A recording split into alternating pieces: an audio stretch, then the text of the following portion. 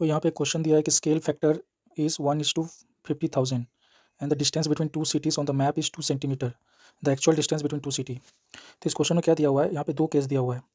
यहाँ पे पहला केस दिया है कि मैप जो है, मैप के ऊपर दो सिटी 1 और सिटी 2, इसके बीच में गैप है 2 सेंटीमीटर।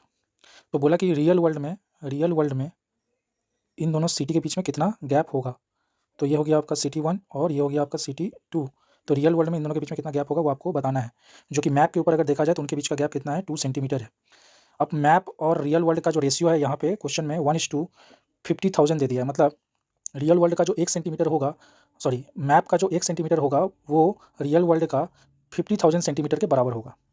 तो सीधा सा बात है, यहाँ पे रेशियो दिया है 1:50,000। तो अगर मैप में 2 सेंटीमीटर है तो रियल वर्ल्ड में वो कितना सेंटीमीटर होगा। तो अभी मैंने आपको बोला कि एक सिंपल सा रूल आप याद रखिए, जैसे कि एक होता है मॉडल और एक होता है एक्चुअल। तो ये नियम अगर याद रखेंगे तो बहुत आसानी हो जाएगा। मॉडल का लंबाई अगर एल है तो एक्चुअल का लंबाई हो जाएगा के इंटू एल, जहाँ पे के का वैल्यू क्या होगा, जैसे यहाँ पे आप ये रेशियो में देख सकते हैं, यहाँ पे लिखा है 1:5,000, सॉरी 1:50,000। तो जब भी ऐसा दिया रहे तो याद रखिएगा ये के का वैल्यू क्या होगा, जो यहाँ पे जो दिया रहेगा। जैसे 50,000 दिया है तो यहाँ पे के का वैल्यू 50,000 है। तो जैसे कि अगर जैसे कि यहाँ पे मैप में 2 सेंटीमीटर है तो एक्चुअल में कितना लंबाई हो जाएगा, ये हो जाएगा आपका के का वैल्यू कितना है 50,000। तो 50,000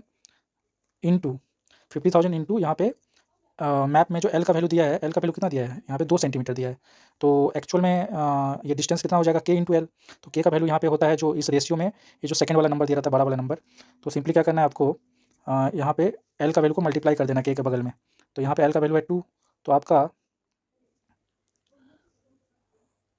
आंसर आ जाएगा यहाँ पे 5 2 10 और उसके बाद 1 2 3 4 जीरो लग जाएगा।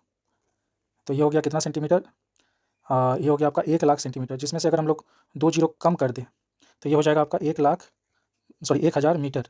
और 1,000 मीटर में भी अगर किलोमीटर में कन्वर्ट कर दें इसको तो ये हो जाएगा आपका 1 किलोमीटर। अब यहाँ पे हम लोग 2 जीरो क्यों कम किए, क्योंकि 1 मीटर बराबर 100 सेंटीमीटर होता है। तो इसलिए 2 जीरो काट दिए तो उससे क्या हो गया, हमारा जो वैल्यू आया वो मीटर में आ गया।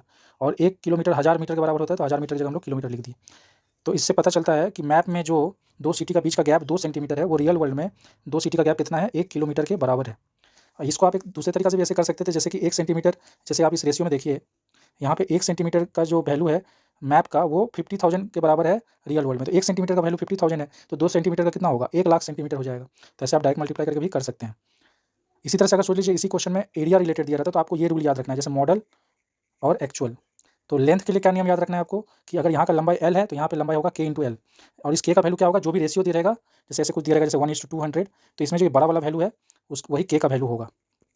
और अगर सोच लीजिए ये तो लेंथ के हिसाब से हुआ, अगर यहीं पे एरिया के हिसाब से दिया रहता तो एरिया के हिसाब से क्या याद रखना है, अगर यहाँ पे एरिया ए दिया है तो यहाँ पे एरिया हो जाएगा के स्क्वायर इंटू ए।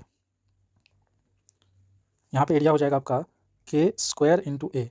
मतलब जैसे कि इस क्वेश्चन में 200 दिया है तो यहाँ पे के की जगह आ जाएगा 200 का स्क्वायर।